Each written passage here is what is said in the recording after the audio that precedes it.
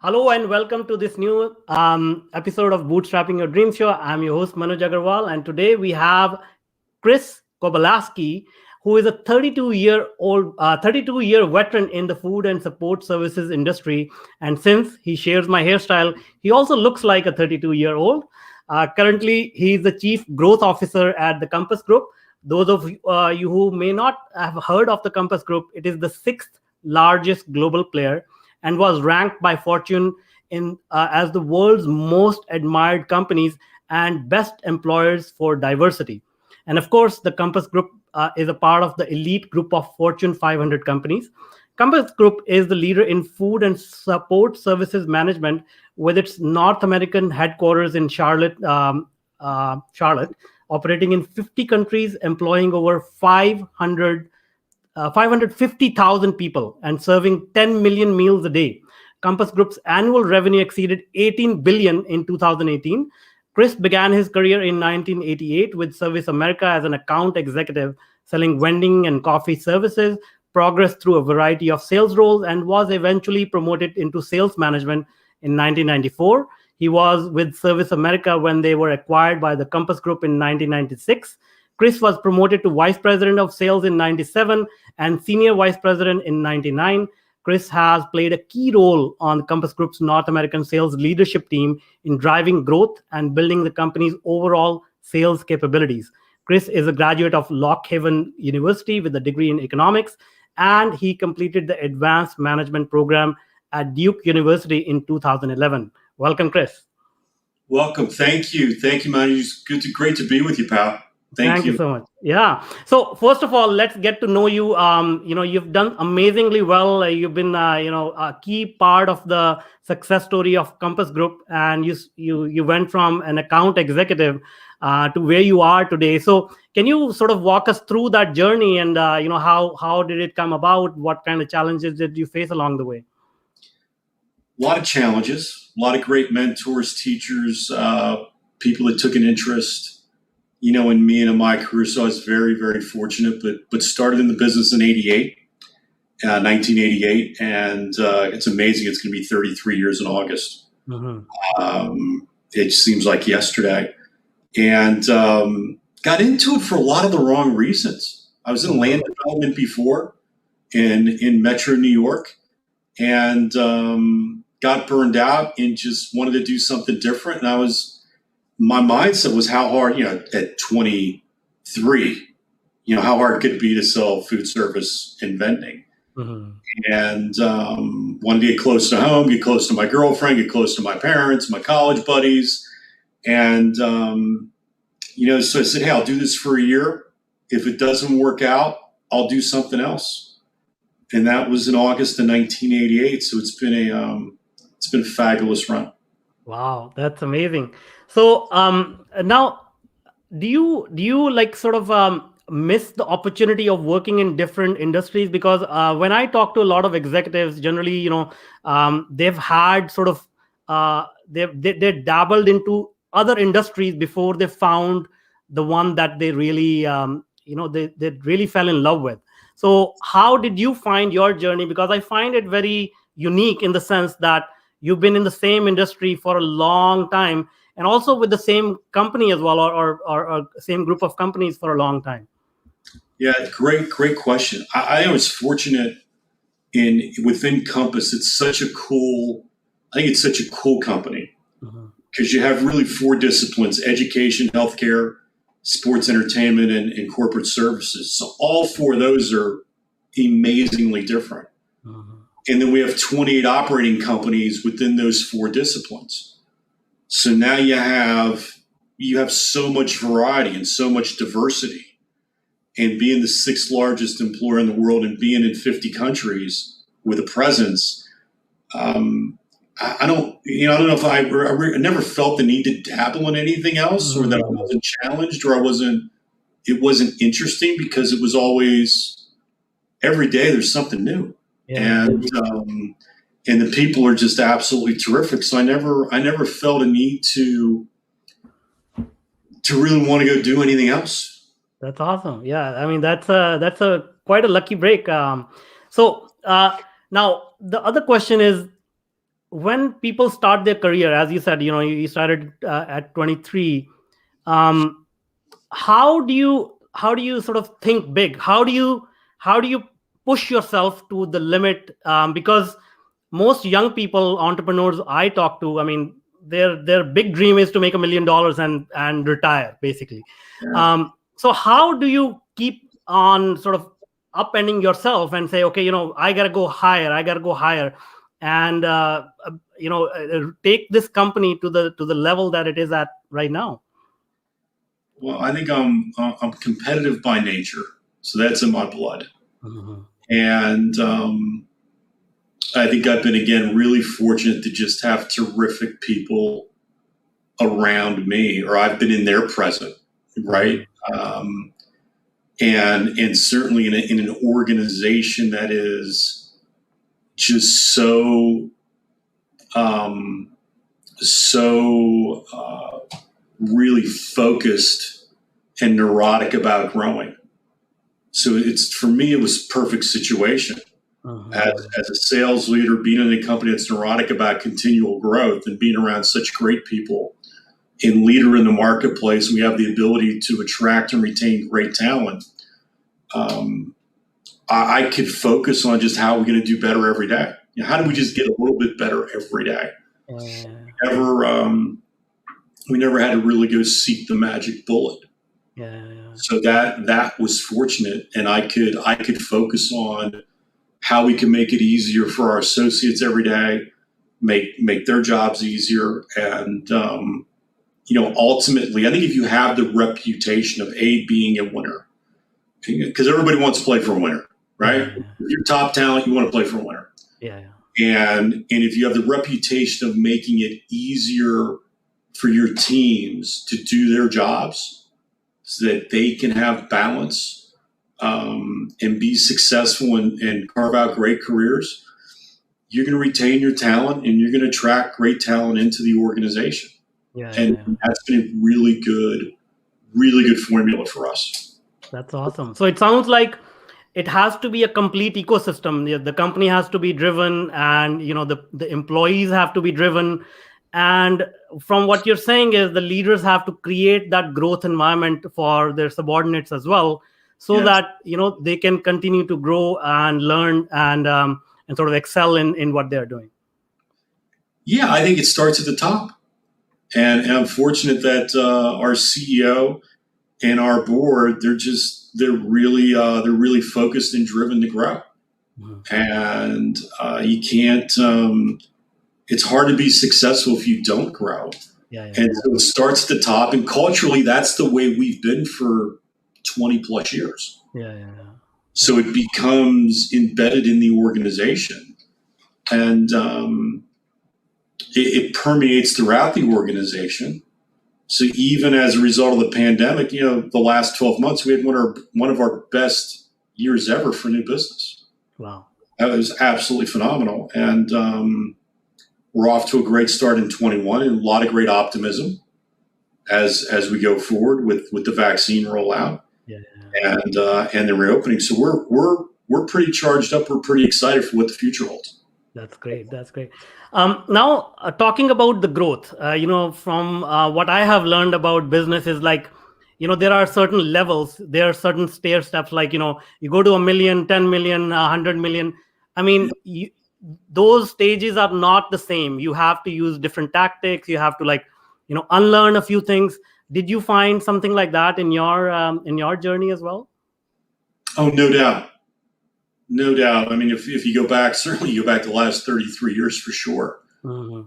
And I mean, and if you just look at perspective, if I take just the last 30 months of our journey Yeah, yeah. in new business, we've sold nearly 5 billion in new business, which would be the fourth largest company in our industry. Wow. That's crazy. I mean, it's amazing.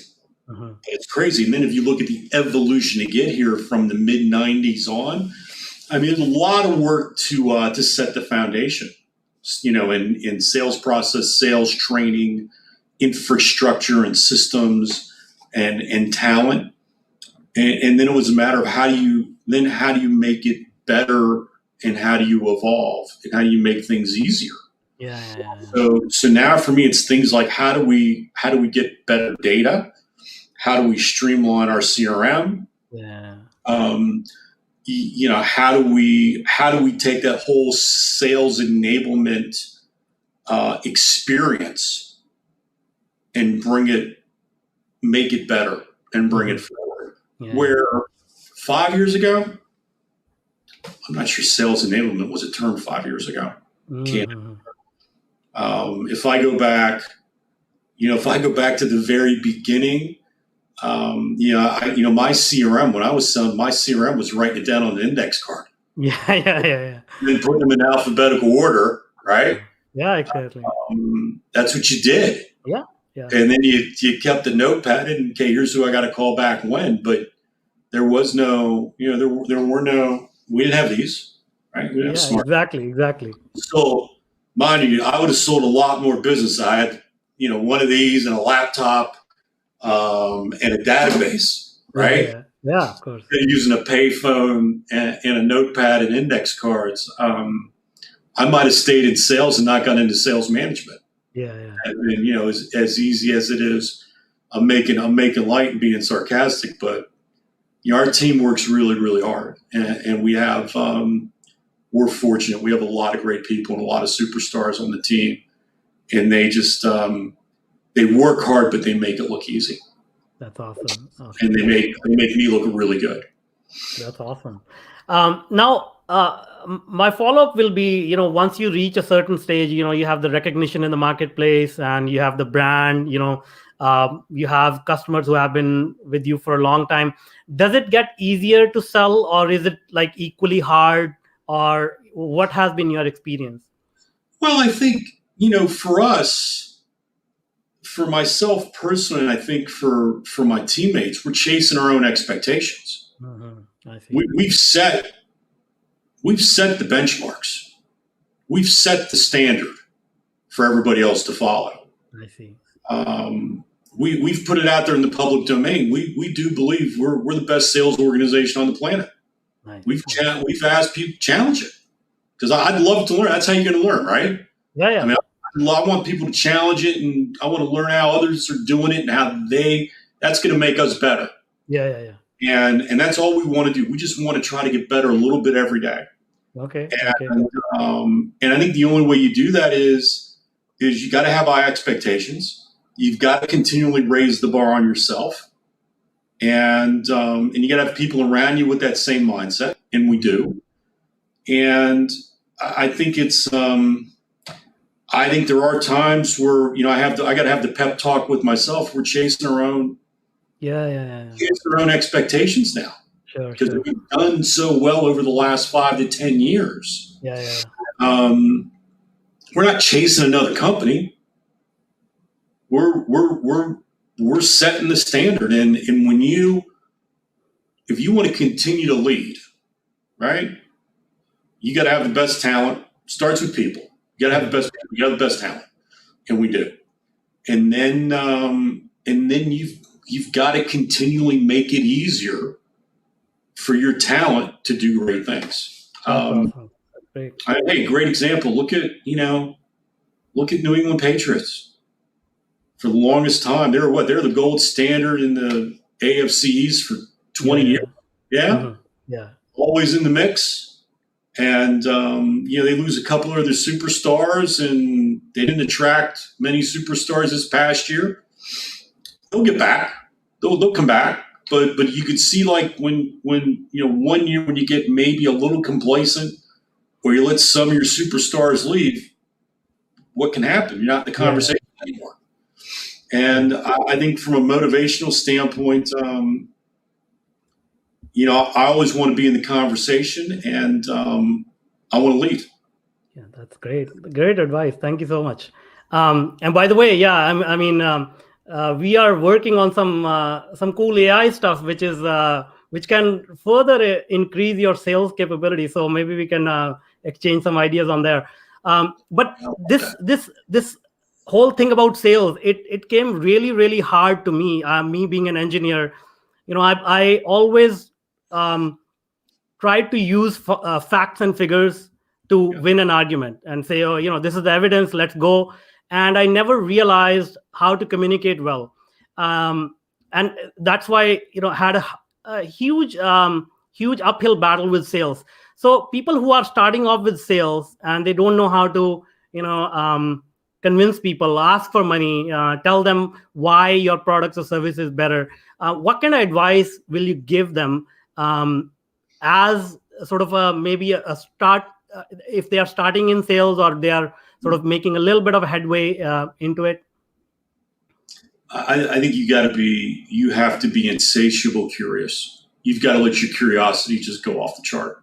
Mm-hmm. Mm-hmm. And I really believe to be good, maybe this is a bit, biased, but I think to be good at anything, you've got to be really, really curious. Yeah. Yeah. You're going to be an engineer like yourself. You're going to be a sales leader like myself. You've got to be insatiable curious.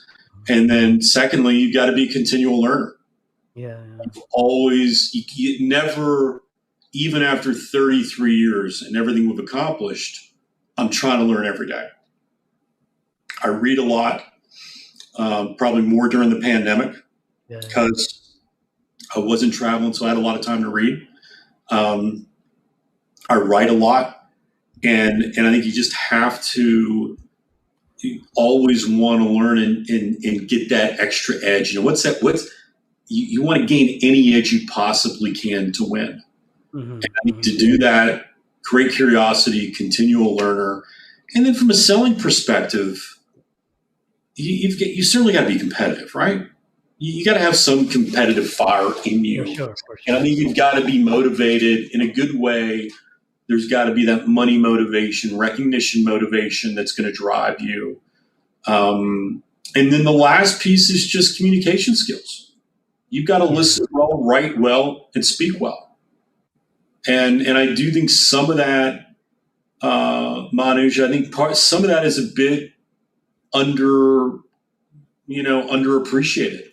I think writing is a bit underappreciated these days because we're doing this all the time, with text and email. But I think if you write well and you can listen well and you can speak well, you're going to go places, regardless of what you do. You're going to be really, really successful. That's great. I know.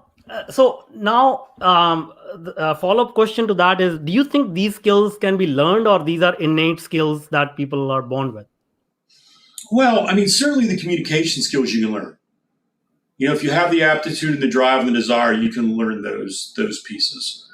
The values, being money motivated, being recognition motivated, those are values that I think are innate. I don't think you develop that. That's either what's going to get you out of bed out of the morning, or it's not, right? Yeah. Some people are motivated by those things. Some aren't. There's no right or wrong answer. It's just what drives you. And I think competitiveness that develops over time. I don't think you're born with it, but I think it is. It's probably a bit of your surroundings and how you're brought up and who you surround yourself with. So it's a mix of all that. Yeah, I think I think continual learner. You got to want to do it. Right? Curiosity. You want to do it. That's very true. Well said. Thank you so much. Now, if I can be, a little bit more probing, what made you so competitive? What kind of, if you can share a little bit, how did you become so competitive? What kind of influence did you have when you grew up? It's a great question. I mean, certainly my parents. I grew up in a great environment. I was an only child, so no brothers or sisters, so I didn't have to. I didn't have to be competitive with anybody like within the family, if you will. But my parents worked really, really hard for what we have and what we had back then, and gave me a great upbringing in childhood. And they were always really. I think the best trait about my mother and father, they're just really good to people. And they're always very kind and very gracious and very humble people, and still are to this day. And so we're, the competitiveness, I think, surprised them a bit as I got older. Mhm. And I think just along the way, I developed a fire, whether it was playing sports in high school, or through college, or early on in my career. I think early on in my career, I really had to scrap. I had to grind to be. And I had to grind through college. I mean, I wasn't IQ wise. I'm not that smart. Mhm. I think I've got a high degree of common sense, but I started out in college wanting to be a aerospace engineer. I wanted to fly rockets. I see. That was my goal. I mean, I wanted to be an astronaut, fly rockets, and I wanted to be an aerospace engineer, and I couldn't pass physics or chemistry. Yeah. Couldn't do it.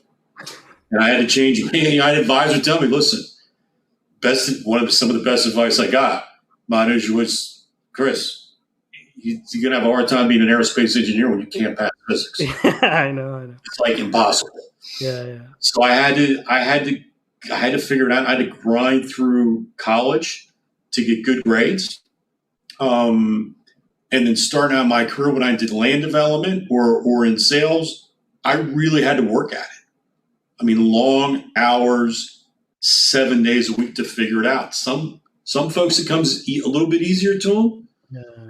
I don't think there's an easy way out, but I think I had to really work and scrap and grind, and I think that made me really competitive. And I think it also gave me a true appreciation for what it takes to be successful. Yeah, no, I can relate to all of that, especially the grind and working late and sort of trying to figure things out.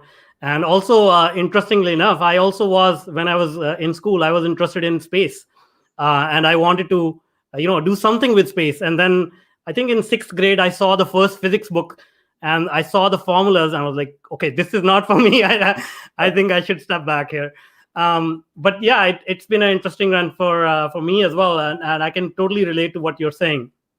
Now, you implemented a unique emerging leadership program to actively, identify and select individuals. So, given that you have talked about your team and the people that you have, I'm sure it had something to do with your way of leading people. So, can you tell us a little bit about that?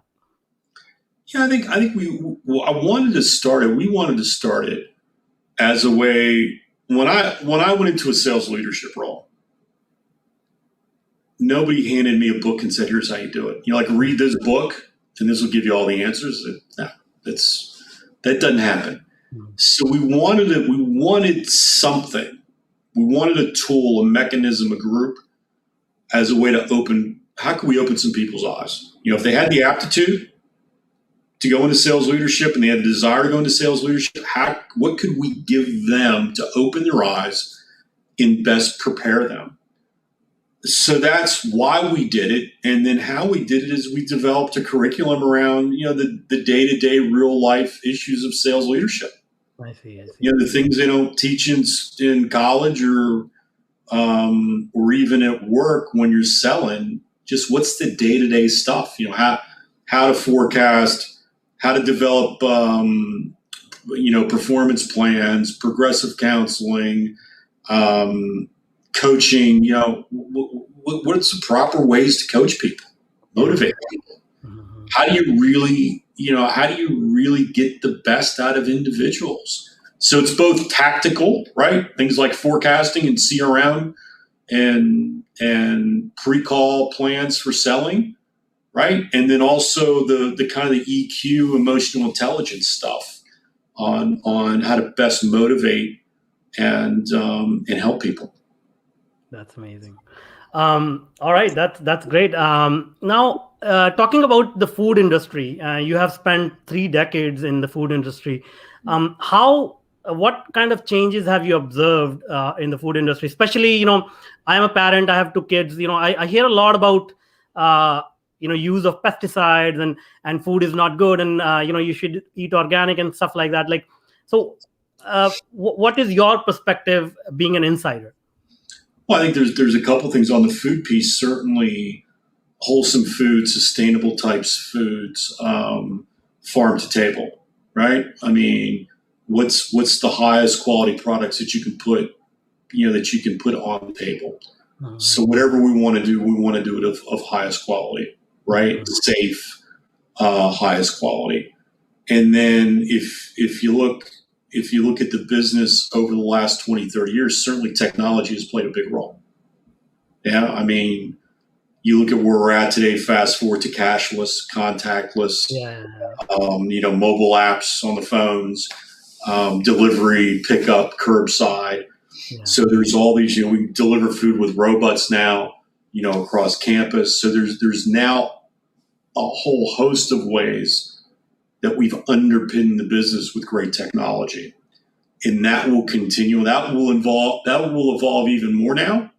So I think you can see this great innovation now as a result of the pandemic, how this evolves. So I think it's the balance of high quality, safety, great nutritious products, balanced with the underpinning of technology. And how do you make, Manus, it's the business is interesting because everybody's an expert, right? Hospitality, everybody's an expert because it's either really good or it's not. And so that experience is very near and dear and personal to oneself. And so you want to focus on that experience. And how do you make it easy? And how do you make it safe? And how do you provide just a great experience, if you will, for the customer? So a lot of moving pieces, a lot of things go into it. Aesthetics go into it, right? Food goes into it. The lighting, the background noise, and now with technology, big push for contactless and cashless. It's amazing how technology has become a part of our daily lives. I mean, within few weeks, I think, I've been part of a technology landscape for a while, but I think years of digitization has been compressed into a few weeks. I agree with you. I think, and you're going to see, I think you're going to see the next 12, 24, 36 months, even greater innovation. As a result of what we've learned the last 12 months. That's good. That's a good thing. I mean, that's going to help people. It's going to help people get back to work. It's going to expand the economy. And it's going to help us keep everybody safe. And it's going to help us deliver a great experience. That's great. So speaking about that, like, what are some of the long-term effects you see? Because from what I'm seeing, people are leaving cities in droves, and they are, because now we are technology enabled, we are location independent, business travel is down. So what are, even when the vaccines are out and we are back to normal, sort of normal, what do you see as a long-term effect of how we will change our lives and how we live in general, like outside of any industry, any sector? Yeah, it's a great question, and I think the answers change by the day.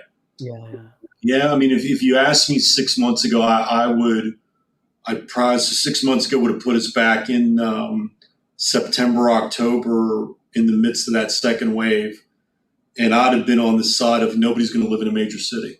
But now, when you read and you learn. New York is having a bit of a renaissance. I mean, people are starting to go back to New York City. People are starting to return to the big cities, and the drop in real estate values they thought were going to happen in the big cities aren't happening. I see. So I think you're going to have a large number of people that are going to say, you know what, I want to get back. There's that energy, there's that vibe in the big cities. In the New Yorks, the San Franciscos, the Chicagos, the Vancouvers, the Torontos. I want to go back. I want to get back. I want that energy. I want that vibe. You can have some other folks say, you know what? No, I'm good being in the suburbs, or I'm good being in the country. And I've got my high speed Wi-Fi internet, and I can, it's secured. I can get done everything I need to get done for work, and my employer is going to allow me to do it, from not being downtown. Yeah. Those would be personal choices. I think you're going to see a pretty good balance. The good news is air travel is starting to pick up a bit. A bit. It's not back to where it was, but starting to pick up a bit. And I think as long as we can do it safe, right? As long as we do it safely, of course. And the vaccine rollout continues to be great optimism. I do believe come July, August, September, I think it's going to be chaos. I mean, my personal opinion, I think travel, a lot of people are going to want to travel. Yeah. At the same time. Mm-hmm. Book your flights now, because if you wait, you probably won't pay a premium. Yeah. People are going to want to go on holiday. I think when sports entertainment is starting to start back, right? We're getting 10%, 15, 20% allowable attendance. Mm-hmm. When it gets north of 50, 60, 70%, look out. It's going to be chaos. Yeah. Because everybody's going to be going to a baseball game. Everybody's going to want to go to a soccer match. Can you imagine when concerts start back up? Manoj, I mean, when the first concerts start coming back live, if you don't have tickets and you got a bond from a third-party supplier, you're going to pay 3, 4, 5 times the amount, because everybody's going to want to go. Because there's now this pent-up demand. So I just see a lot of great optimism. I think if there's any challenge, it's just everybody's be patient for just a little bit longer. Let's get through. Let's get the vaccines out. Let's keep everybody safe. We've grinded it out for a year. Another month or two is not going to hurt. I think midsummer, look out. I think it's going to be crazy in a good way. I think it's going to be crazy. So great insight. Speaking of that, I want to know, obviously you've had such a successful career. How do you celebrate your wins? Oh, wow. Probably not. I should probably celebrate more. I encourage my team to celebrate. Yeah. Because I never want us to get to the point to where we just take it for granted, or that, what, you're benchmarked against perfection, because that's not good. So for me, I like to unwind with family and friends. I think some great food. Yeah, of course. Friends, some great food, some really good wine, a lot of great laughs. And then, hobby-wise, I can do that on a boat, or I can do that, at the house, or like to play a little golf, like to shoot some clays. Like to fish. So the good news is great food and really good wine and friends and laughter goes with all those hobbies. So it's easy. That's great. It's important to remember those moments and celebrate those moments. So thank you so much for sharing that, and thank you so much for sparing your time coming onto the show, talking about your journey. Sharing all these insights. Thank you so much. And before I let you go, can you tell us how people can get in touch with you if they want to, connect with you and talk to you? Sure, Manoj. I think the easiest is kind of like how we got connected on LinkedIn. Mm-hmm. That's the easiest. I'm easy to find there. Certainly, we're actually getting ready to change my email. My email was always Christopher.Kowalewski. Mm-hmm. We're going to make it CK@compass-usa.com. Yeah. But LinkedIn's always easiest, or email. Those are the two best ways. That's great. Thank you so much. Don't be bashful. Love to connect with folks. And really, I just appreciate your time. Thank you. Well, thank you so much. Thanks. I'll put those links in the show notes. Sounds good. Great. Thank you. Thanks, pal. Have a great one. Be well. Yeah, you too.